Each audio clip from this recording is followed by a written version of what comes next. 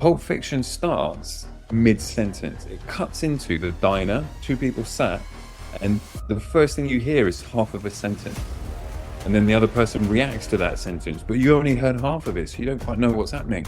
And so it's just creating all these kind of neuroscience-based cognitive hooks about what's happening. I'm curious, I'm leaning in.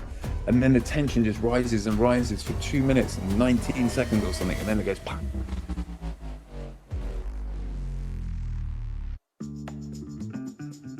From the city of Peaky Blinders, Birmingham, England, I would like to introduce you to Paddy Danda.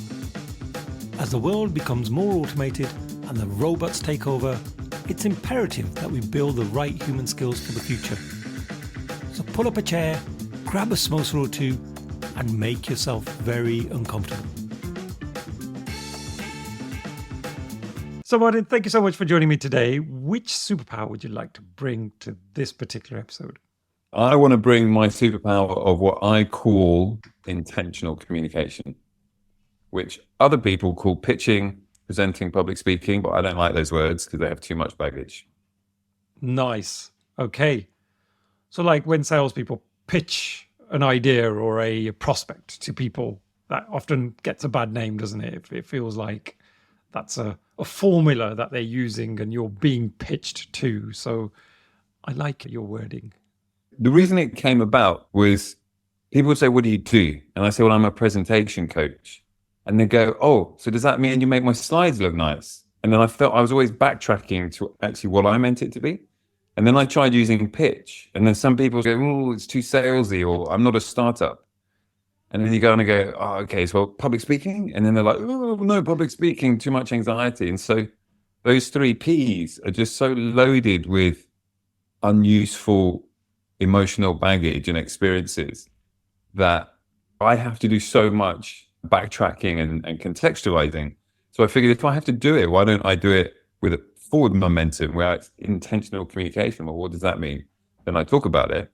Whereas rather than have to get people down the hill to get them back up again. So it's really from a necessity of mine, but it's also doing what I do. I'm pitching to you right now, but I'm not pitching. I'm sharing how I see a thing that we're trying to achieve together. Nice. Like that. Like collaborative communication that we're both going to get something out of.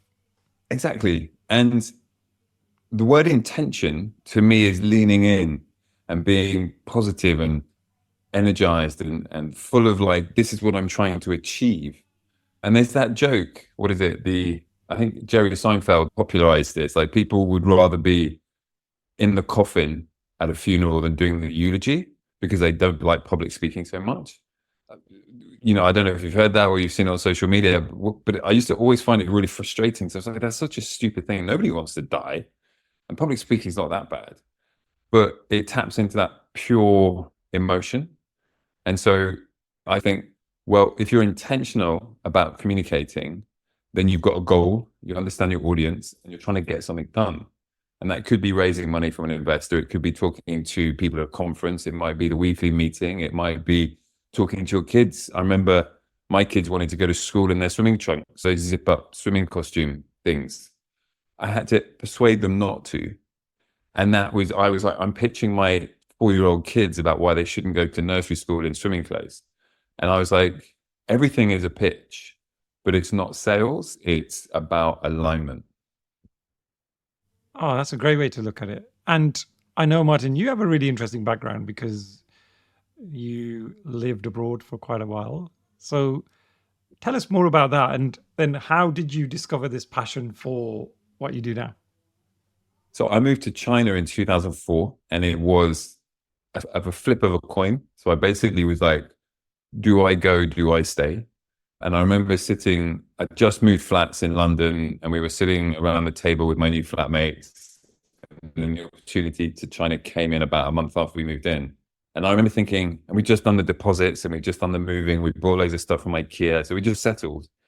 And then I remember thinking, I could go to Tiananmen Square and I could stand on the Great Wall of China and I would be living there working rather than traveling, which really appealed to me. And that's when I decided, you know what, I'm going to go and just say goodbye to London, say goodbye to all my friends, say goodbye to my professional life in London, and just see what happens in China. And I was going to teach design, graphic design at a university. And then 2 years became 16. My wife's Chinese. My kids were born there. I had a business there, got an apartment there. In fact, got a whole bunch of these ceramic coasters with my artwork. So this is the Chinese sign for street food, and it's on a ceramic coaster that we used to sell at markets. We just shipped all of these back.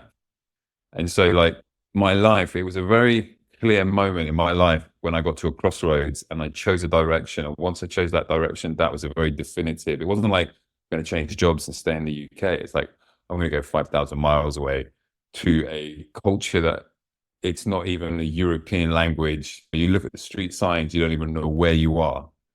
And it was absolutely amazing. Yeah. What were some of the big sort of aha moments for you when you got acquainted with the Chinese culture? Because we sometimes don't really appreciate different cultures. And I've done it myself with Indian culture. Like India is so vast, it's almost countries within a country. And my kind of bias about India is about the region that I'm from. Like I know Punjabi people and what some of the traits are for Punjabi people, but I don't know the rest of India like that well. And but never mind that. Never imagine if you've never been to a country, there must be some sort of shock moments to go, oh my God, these people are like this. Oh, so many. I had some friends who'd already gone over there from my university. And then there were two moments, I can remember them vividly. One of them is driving. So Beijing has ring roads, second ring road, third ring road, fourth, fifth, sixth.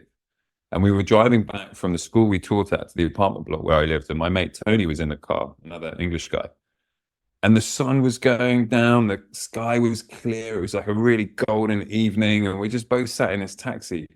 And we just looked at each other and like, oh my God, we're in China.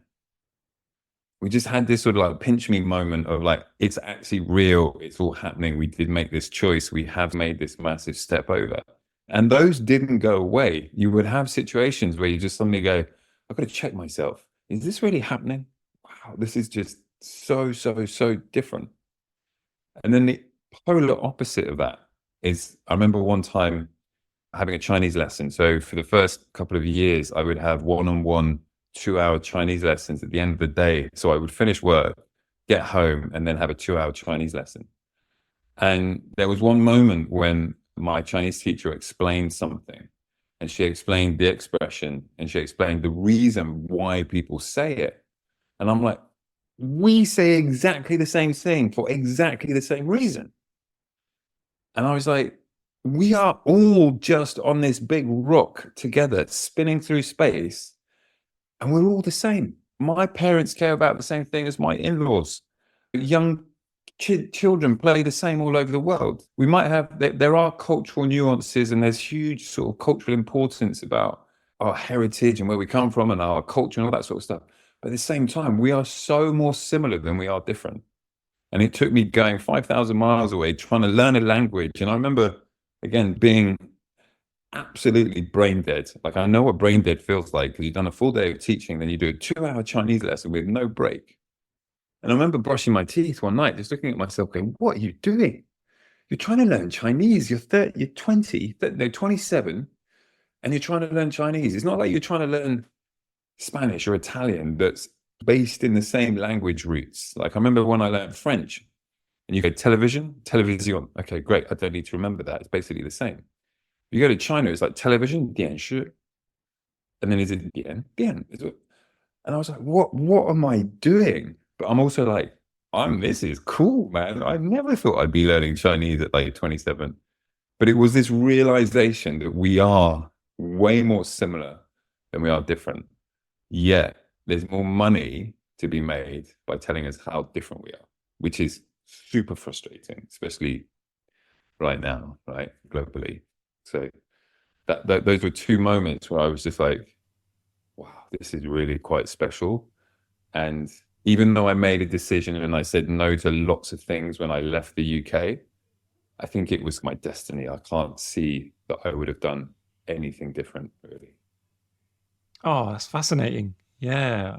It does sometimes blow my mind as well when I'm speaking to, for example, a friend from Italy, and they talk about their childhood and how they were brought up and some of the things that their parents expected of them. And I'm like, oh my God, that's exactly how my parents were. And we had no idea.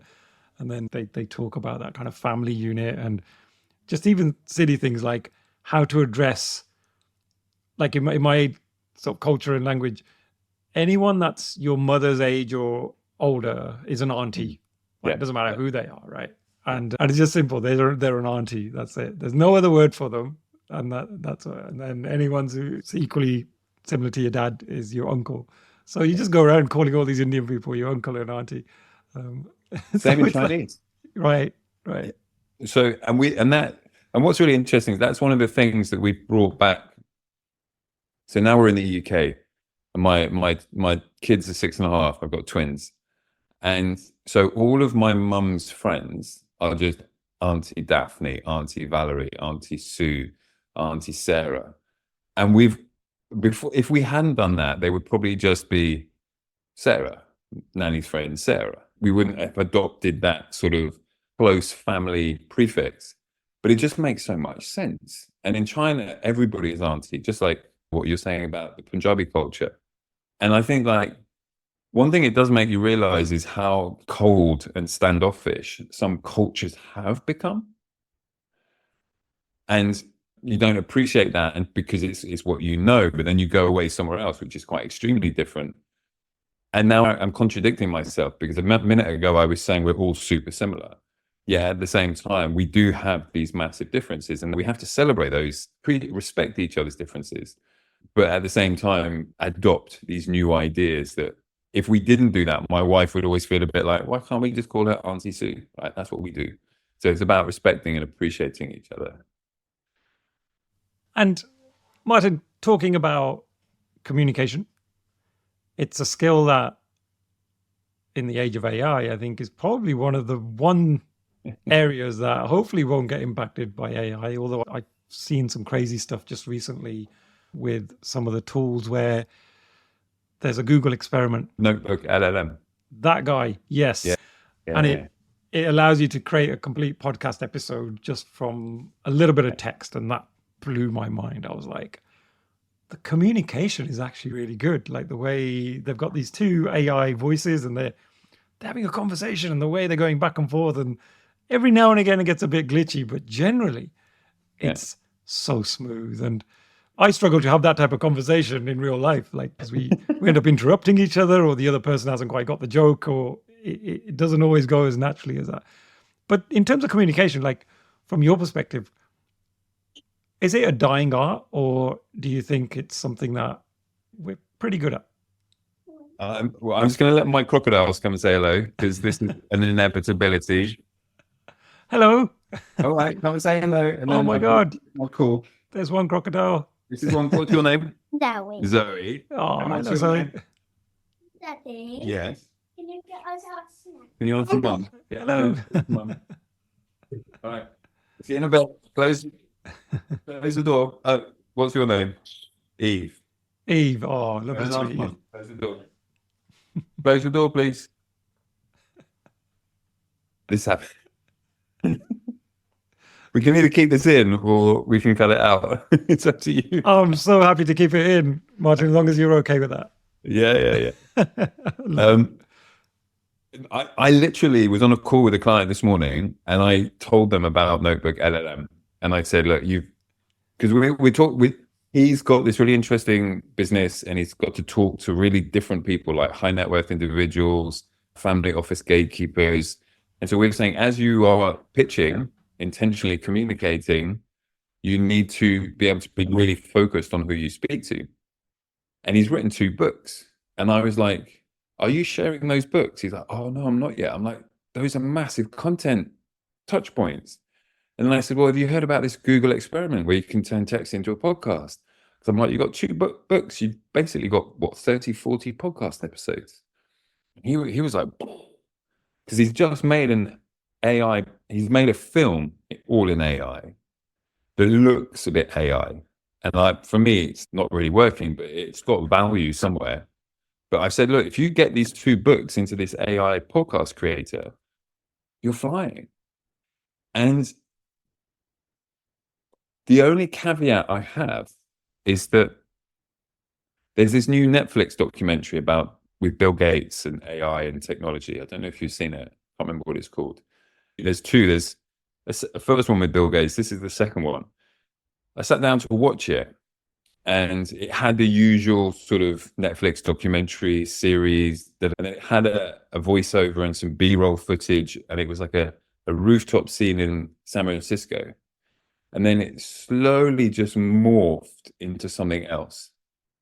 And I physically felt sick because I suddenly went, oh, it's AI. Oh, really? Oh, no, I didn't give permission for my attention to be AI'd. Like I've sat down at the end of the day, I want to watch a documentary. I want to learn about Bill Gates, but you're putting this AI sheen on everything. And so and I don't know if it's just me, my age, my sort of appreciation of visuals and all that sort of stuff. Some people don't care, but I was just like, ugh. And I had a similar experience when I tried to watch Indiana Jones, The Dial of Destiny, the new one. And Harrison Ford has been de-aged, and it's all AI, and it just looks a bit janky. And I just turned it off. I was like, I don't want AI right now. And so I think it's this really, in terms of communication, I think it's this really turning point where it's suddenly it's seeping in. And I would like to, it's a bit like T's and C's or cookies or permission. I would like to give content permission to let me see AI. I don't want it to be assumed or forced or just because it is a cheaper way of communicating. And you suddenly go, I'm giving you my human attention and I would want some human input. That's what my expectations of my exchange of my attention are. But no, I'm giving you my real-time, non-refundable human attention, but you're squeezing out AI toothpaste and smearing it everywhere. And is that what I want to do? Do I want to trade it like that? And so that's my sort of feelings. And I'm not anti-AI by any means. I think it's got huge potential. But I think the hype cycle is saying everything's going to change, everything's automated, our role is going to come back. But then what are we going to do? Like, we've got to do something. There's a vacuum. Something's going to have to fill that vacuum. And are we going to have like AI things reading AI content and making decisions? Is it going to get that absurd? So that's a long-winded explanation or my sort of experience of communication. Yet when I listen to podcasts like Beyond the Prompt with Jeremy Utley, who really goes deep into all this stuff, a lot of people are saying AI doesn't make things quicker. It just lets you go further. So you still have to spend a lot of time interacting and communicating, and you have to communicate your prompts very clearly. And it's not like you go sit back and I don't have to do anything. You still have to do the same amount of work, but the output lets you go that much quicker. I don't know, what's your sort of experience? I've come to learn to use the word yet. So you hear people go, oh, but AI could never do this, or AI requires you to write all these prompts and it's really complicated. And then I go, yet, because as we've seen just from that one tool, right, you can upload a simple document and it's created this whole crazy conversation. And you've not had to add any prompts, right? It's because they've already configured a lot of that stuff. And it's like with anything, isn't it? Every version that comes out is going to be that much more powerful and that much more powerful. Yeah. So I do think it's super scary because who knows where it's going to stop. Like Mo Gaudat, when you listen to him talking about this stuff, he used to be from Google X and right on the cutting edge of technology. He paints a very kind of scary picture, like the fact that the basic things that we love and enjoy are going to be taken away from us, like this sense of purpose and meaning and happiness. And he always says it's not the AI's fault, it's what we program it to be. Is it going to be a good citizen or a bad citizen? And human nature is such that things do go bad. But I'm always looking to see, what are those human things that we can hold on to? And I always come back to communication. Like that's the one thing. People say AI will never be creative. Well, Mo Goda says creativity is easy to program. It's an algorithm, right? You give it this many million possibilities and it'll come up with this many new versions of that. So he reckons creativity is programmable and it's one of the easiest things to program. And yeah, you talk to people who are passionate about creativity, they're like, oh no, it will never be able to do this stuff. But yeah, a lot of what we think is going to change massively. And I don't know where we're going to end up. And that's why I always go back to communication. As long as we have people, as long as they need to talk to one another, then hopefully communication is safe.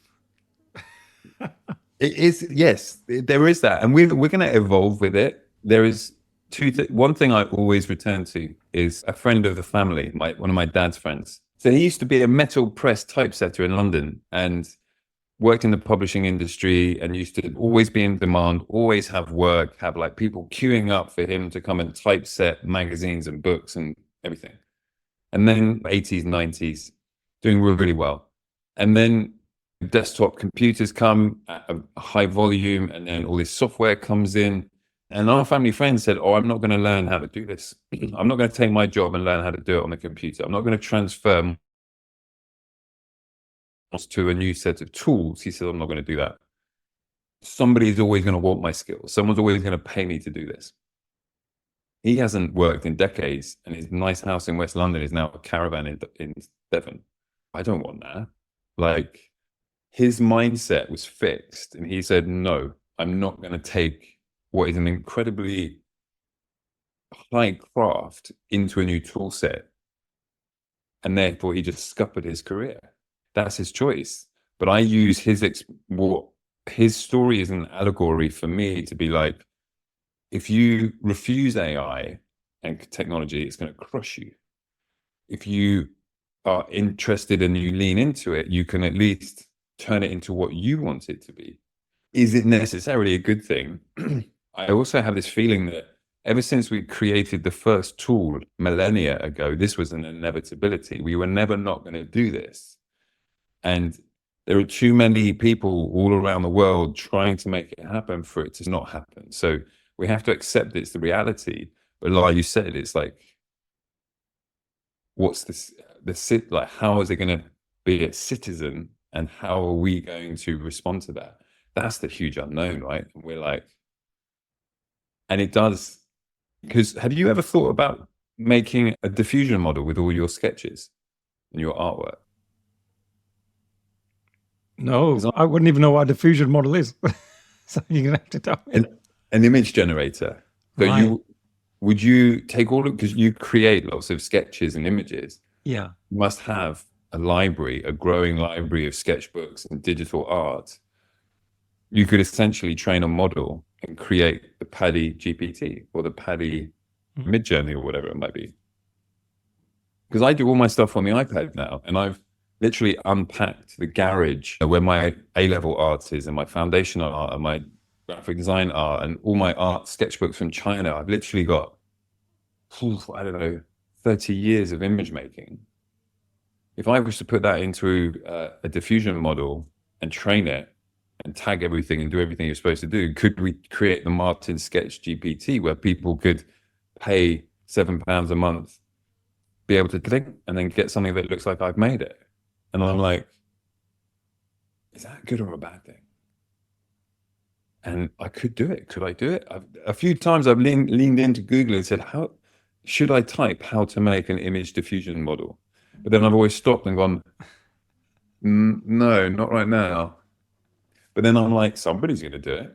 And then they'll probably just train it on my stuff anyway, because I liberally put it onto LinkedIn. And then I'm like, but Trevor made the mistake. He had that narrow, fixed mindset.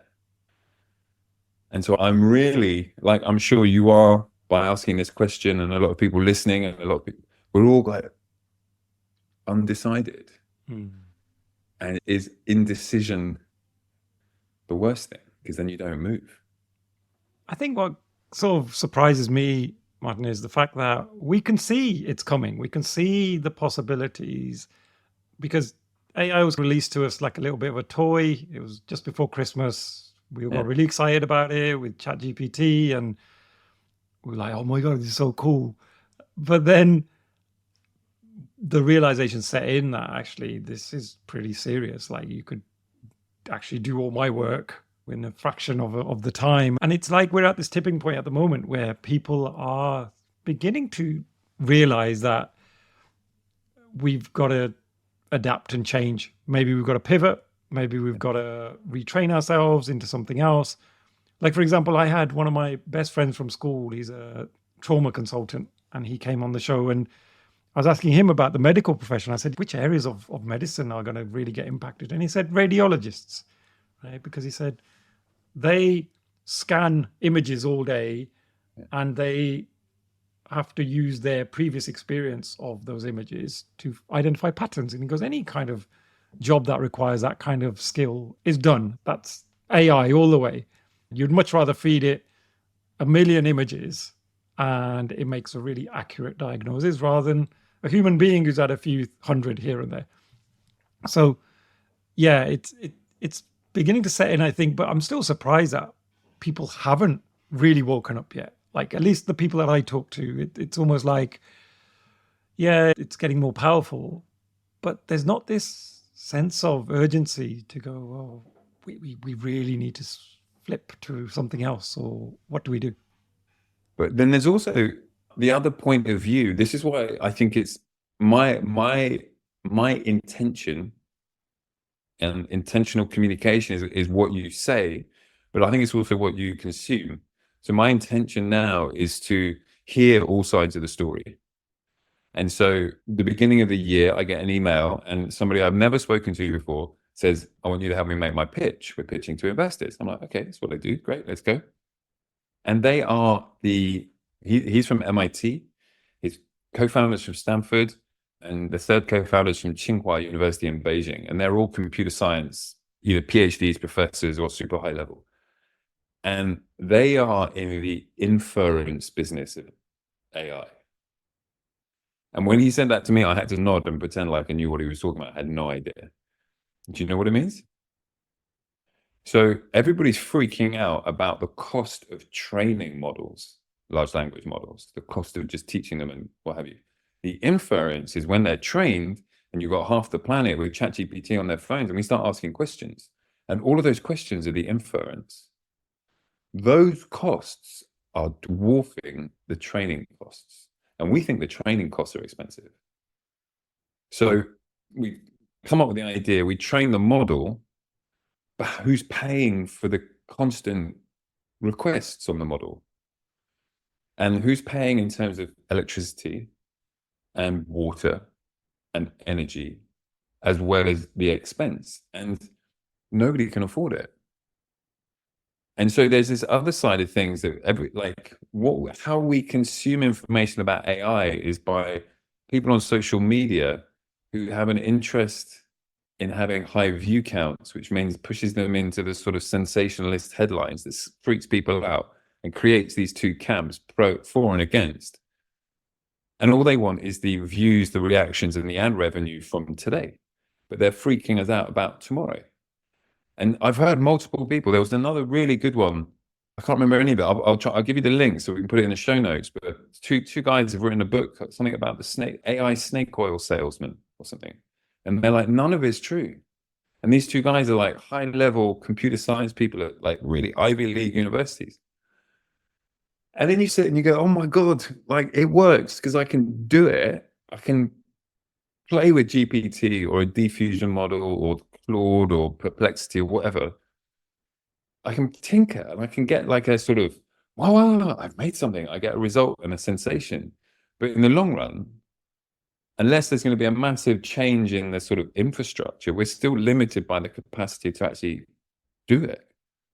And so you just get exhausted and you're like, oh my God, like emotionally, how should I feel? Because this person's saying this and this person's saying this and it's all doom and gloom. And then your school friend who's in medicine, I had a medical issue. I had a skin cancer discovered about 1.5 years ago. And so I'm all up for AI helping look at images because it's ultimately going to help me and people like me to get skin cancer. And you can't say no to that and yes to this. It's all happening. So it is exhausting. And I don't think we understand how tiring it is to consume the information and where our intent on getting the information is. And then also, how do we feel about it? Yeah, it's fascinating, isn't it? The sort of different angles and approaches you could take. Yeah. I'm going to take you back to communication, because I was at a conference recently and I was doing a bit of a social experiment myself. I have this little LED badge that has my, well, you can put any message on it and it scrolls across. And I love it because it's like the introvert's secret formula to be able to attract anyone and have a conversation, but without saying anything. Because I walk around with this thing and I'm guaranteed people are going to walk past and they're going to go, oh, that's cool. And all of a sudden they strike a conversation with you and you're like, oh, hello. And it requires zero effort from my side. And I was just observing sort of, those people that are a bit more extroverted, they got the confidence just to come up and talk. Other people, they'll look and they'll just shy away. And you're like, oh, I'm going to talk to that person because they wanted to say something, but they probably didn't have the guts to do it. Yeah. So I think there are a lot of people that class themselves as introverts. What advice can you give those folks when it comes to even small talk, speaking to others, being in uncomfortable situations where they would love to be able to talk, but they just don't have the confidence? Yeah, that's a good one. Before I share that, did anyone come up and hum the Knight Rider tune to you? No, I didn't get that, but you just see their eyes going like this, and it's so funny because sometimes I put like a really long message on there just for a laugh, because then they have to like really wait for all the words to go past. Yeah. So yeah, I'm a bit mean sometimes, but yeah. I think what you did there with that badge is what a friend of mine, Dan Kirby, who is somebody you should probably get on the show. I don't know if you know him. Dan Kirby. He's great. He's got a big background in tech and running a tech company and entrepreneurship and everything. And he told me that I've got a blue jumper on right now. Normally I wear a bright orange jumper. I've got my bright orange t-shirt underneath. And he says that like wearing a bright orange jumper to a networking event is called a social object. And your badge, your LED scrolling badge, is a social object because it's something that can create a conversation that's not about anything, but starts a conversation that leads to the thing you want to talk about. And that's my very poor explanation of what a social object is. And I'm sure if you find the original source, it's quite different, but basically it's a catalyst to start talking. And so it all came because Dan was talking at an event. I was sketching. I sent him my sketches. He said, oh, these sketches are a social object because they start good conversations. And so if people are, and I feel that I'm in the middle between an extrovert and an introvert, whatever that sort of expression is. I like being on I love being on my own. I love recharging on my own. I don't always want to be chatty. I don't like being the center of attention, but at the same time, I like to have an impact. And so if people are a little bit like, ooh, how do I get started? Then think about some kind of social object. It might be having very bright socks, or it might be having a scrolling LED badge, or it could be, I don't know, a little pin badge, or it's just something, an accent, a highlight that catches people's eyes, make them smile, slightly raises the eyebrow with curiosity, and also amplifies that you have a little twist to your personality, that you're not, just because you might not be like the center of attention or walk up and say, hey, how's it going? You know, if that's not your vibe, that's totally fine. But if you find something that can just be that tip of your social iceberg that you can promote without saying anything, then that's a really great way, because people are searching for that. So I was at Bristol Tech Week on Tuesday this week, and so I walk through these events with this bright orange jumper on, and I've often got like matching bright socks, and then everything else is black. So I'm like black and orange. And people notice because they come up and they go, oh, I saw you earlier at the other event. You're the orange jumper guy. I'm like, yes. And so it allows people to break the ice and come and speak to me. And then I can also it's almost like a a superpower, super armor, because I've got my orange networking jumper on. And I now just walk up to you and go, hey, how's it going? Are you having fun? We might be in the queue for coffees or the queue for lunch or something. And I just, hey, how's it going? And I take the fact that we're both in this room together, that we both decided this is a networking or a conference we want to be at. Part of it is to meet people, just say hello. And so I think the orange jumper signals to people that I'm wanting to reach out. And then that allows me just to put my hand out and say hi and start talking. And so your LED badge, I think, in some sense, does the same. And I would encourage people that maybe feel like, oh, maybe overthinking it slightly or feeling a bit self-conscious or not used to it, or maybe it's moving themselves out of their comfort zone. Find something that can make people smile a little bit, because then you can let that be spark of momentum that starts better conversations. Oh, I love that. It's like a social object. Yeah. I met a good friend of mine, Jen, who traveled from the States, and she's always wearing like quirky stuff. It's really funny. She once had a hat, like a bowler hat, but it has a light bulb at the top. And the light bulb actually switches on, and it's an ideas hat. And she sometimes runs innovation workshops. And you just never forget her. Like, you're the orange jumper guy. She is the idea lady with a hat. And she came to this conference as well, and she had these really quirky glasses. They were like, it was almost like an S shape frame, and it's really hard to explain because they're quite visual. But anybody that was talking to her was commenting on those glasses. They were like, oh my God, I've never seen anything like that before. And it was a similar thing. So yeah, it really does work, I think. And so, Martin, again, at the conference, lots of talks going on, lots of presentations. If someone's, again, looking to do a presentation in front of a group of people, perhaps it's slightly a larger crowd than they're used to, what are some maybe good structures for a presentation, especially in the business world? Are there certain structures that you recommend, or even ingredients that you would say, you know what, make sure you definitely have these things in there? Yeah. I think the feedback I like to give people at the moment is that when you're a speaker at a conference, which is now my core focus, my ICP, my ideal customer profile is leaders that go to conferences and stand on the stage and speak. I used to do startups, but I'm moving away from that. And my intentional communication is for people to be on stage. So think of yourself as a band at Glastonbury. You might be the Friday night headliner, or you might be the fourth band on Saturday afternoon on the pyramid stage. But you're one of many things that are happening at that conference stroke festival. And I remember being at an event locally, and there were two really accomplished speakers, quite good speakers, very well professional, really achieved a lot. And they came on back to back, and they basically had the same structure.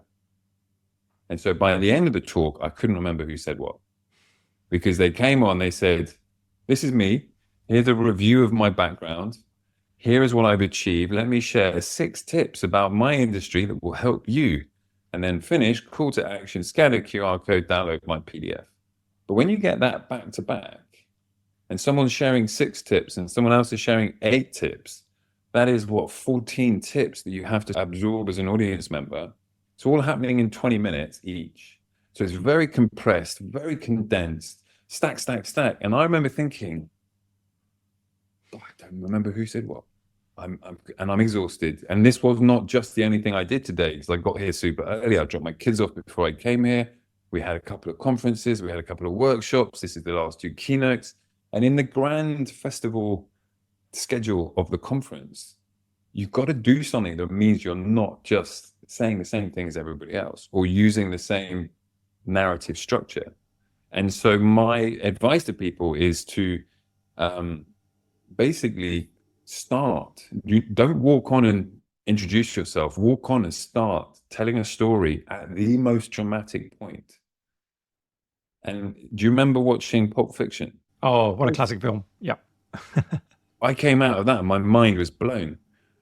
But Pulp Fiction starts, and I've got it here. I've got the screenplay. It starts mid-sentence. It cuts into the diner, two people sat, and the first thing you hear is half of a sentence. And then the other person reacts to that sentence, but you only heard half of it, so you don't quite know what's happening. And so it's just creating all these kind of neuroscience-based cognitive hooks about what's happening. I'm curious, I'm leaning in. And then the tension just rises and rises for 2 minutes and 19 seconds or something. And then it goes, bam, and then you're into the film. And Tarantino respects and trusts you as the audience just to figure it out and get on with it and pay attention and give all of your attention. When I watch my kids watching Disney movies, Disney comes on and it's got the flyover of the castle and the sparkles. And it's a real slow introduction. And it's basically saying to the children, you are watching a Disney movie.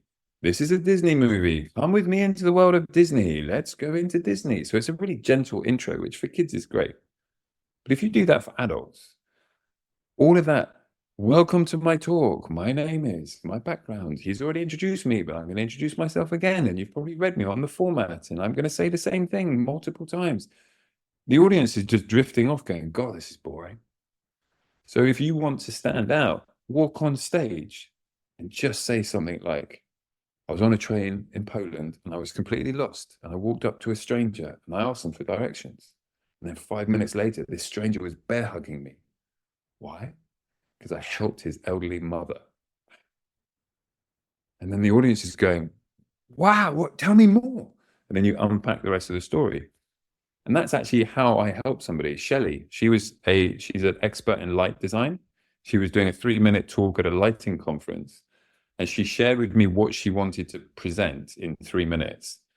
And I asked her, I said, you're going into a room of experts and you're telling them what you know about your shared experience and your shared expertise. Chances are they're going to sit there going, no, I see it differently. I've read different books. I've done different studies. I've got different expertise. Please don't walk into this and tell me what I do and don't know.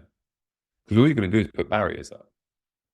Whereas what Shelley did was she walked on and she talked about how she'd used her expertise unexpectedly to help somebody else. And it was people came up to her and said, can you come and speak at my event? How much is your speaking fee? Can I have your book? Can we connect on LinkedIn? And she had 3 minutes on stage.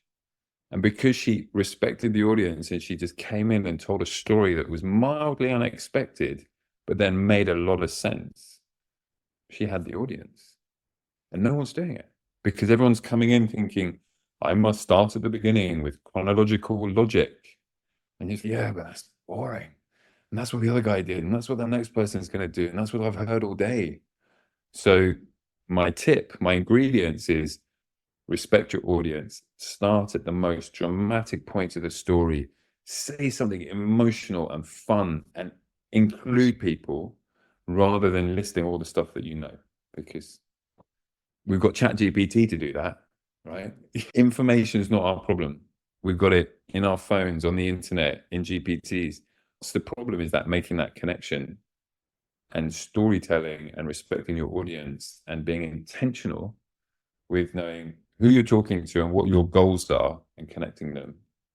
That's what really makes people effective communicators. Do you have a favorite TED talk where you set it as your kind of gold standard of presenting and speaking? Tim Urban, Being a Master Procrastinator, I think. I can't remember the exact name. Yes, I know the one. The one. Yeah. Gold standard. I remember the first time I watched it, I was in Beijing, and it was the first time that I literally watched an online film or an online clip that was 18 minutes long, uninterrupted, didn't pause it, didn't pause to pick up my phone. I was in 100% engaged, and I laughed out loud, and I smiled a lot. And then at the end, I went, oh my God, wow, that's a really big, important message. It is by far my favorite and what I believe is the best, most effective TED Talk. Yeah, I'll never forget the little doodles he has in there. There's lots of visual aspects out there, which it just makes it that much more unique. Well, I broke it down. So I did like a sort of match of the day analysis of it. and he tells 3 stories. Mhm. And the first one is all about him at university leaving everything to the last minute, and that's where the panic monkey, and he draws those beautiful sort of very childlike images of what's happening in the brain. And then I forget the middle story right now because I haven't watched it for a while. But the last story, he throws up that visual, and he says, "This is how many weeks you have in your life." Yes. And then he shows you the drop off of where you stop seeing your parents. And then I was watching this when I was like, had lived in China for a decade and wasn't seeing my parents that often. So it really sucker punched me. And then he just let you think about that for a moment. So he gave you a lot of space. And the whole arc of the talk was time and what do you do with your time. But he started in a very relatable, foolish, young use of time. And then he finished with a more mature use of time. And not only was his message really powerful, but his use of humor, his ability to pause, his gestures. It is an absolute masterclass. And it's funny, but it also makes you think. I'm like, this is just next level. Yeah. No, it is. It's absolutely phenomenal. I was trying to visualize it once, actually try and draw the talk, but I gave up because I didn't have the patience. But it was too good. I was like, how do I make it more compelling than it already is? I couldn't. And I was like, okay, I'm going to leave it untouched, leave it the way it is. That's the challenge because his artistic style is so intentionally simple. Yeah. But again, if you try to visually document that, you overcomplicate it, and then you're going, "What am I doing?" Like he's got it down to the pure essence of performance, visual, and narrative. And anything I add just feels it contradicts the theme of his talk, right? And so, yeah, no, I'm glad you did it, and I'm glad that you say that you stopped because that lesson is huge. Because it's like, I can imagine, and correct me if I'm wrong, that you wanted to visualize it because you enjoyed it so much and you admired his skill, but then you realize, what am I doing? This is daft. 100%. 100%. And in terms of tools, because I know you love your tools, are there any apps or other tech tools that you would recommend for anyone who's about to do a presentation or a pitch that might be useful? Well, I would say, actually, before you jump onto text, start analog and a piece of paper, A4 paper. Basically, there's a brilliant report that came out of MIT, and it was focused on why do investors make decisions, and why do they choose certain startups to back? And I read this report when I was focused on startups, but the lessons are universal. And basically, with their MIT level research and being really thorough on analyzing the problem, they came out with the analogy of horse racing. And they said that most audiences, when they listen to a piece of intentional communication, they will have their own preference based on their background and their experiences. So in this case, with the investor, for example, horse racing. So you've got some investors listen for the story of the jockey. Some investors listen for the story of the horse, some the course, and everybody listens to the odds in an investment context. And so the jockey story is the founder and the founding team. The racehorse story is the product. The race course story is the market, and the odds is the odds. And that is a breakdown for investors, but I actually think it applies to everybody. So if you're at a conference, for example, you want to tell the audience who you are, but not reel off your CV or just repeat anything from LinkedIn. You want to tell them who you are and something they wouldn't have heard before. And then you want to show that you understand the market, whether it's B2B, B2C, whether it's government, education, finance, medtech, whatever it might be. And then you want to show that you've got a great solution, which would be your racehorse. And then you need to demonstrate ROI on time, ROI on budget, ROI on effort. So the rules are universal. So when I say to people about their intentional communication, I say, grab a piece of paper, fold it in half, vertically and horizontally, so you've got 4 quarters. And then if you just put jockey, team, horse, product, market, course, odds, ROI, and you write 3 things in each of those boxes, That's a presentation. And if you've got 2 minutes, you share one thing from each, the most important thing for the audience in front of you. If you've got 20 minutes, you can go through all 12. That's a 20-minute talk. And that is a one-page pitch: jockey, horse, course, and odds. And if you start with this piece of paper, you can't write too much. You can't get too complicated. And it's not going to become overblown. It's going to be really focused. Once you've done that, you then take it into Keynote, PowerPoint, Prezi, slides, whatever presentation tool you want to use. If you try and think digitally in a digital format, you're going to get tangled up in digital.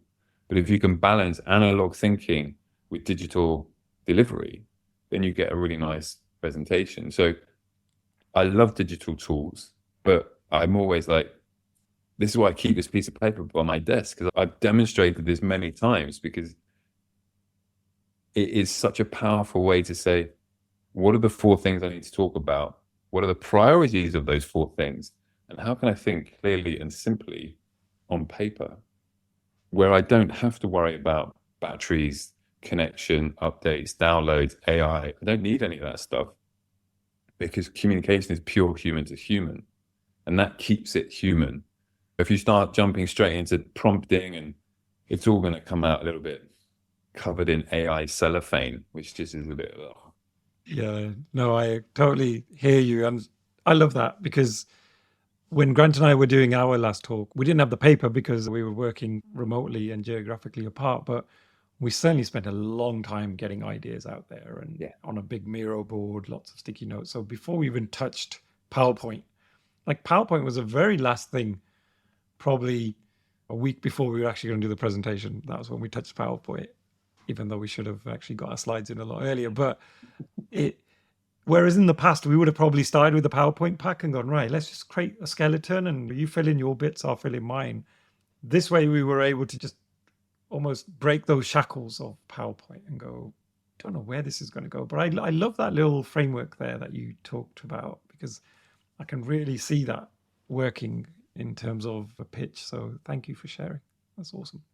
My pleasure. Well, you asked a question, so thank you for asking. And Martin, we're fast approaching time, and I think we've gone over anyway, so I do apologize. But I'd love to know, are there any resources that people can get hold of, and how do they get in touch with yourself as well if they want to know more? Absolutely. Well, the only social media platform I have time for is LinkedIn, and I just about have time for that. So please come and find me on LinkedIn.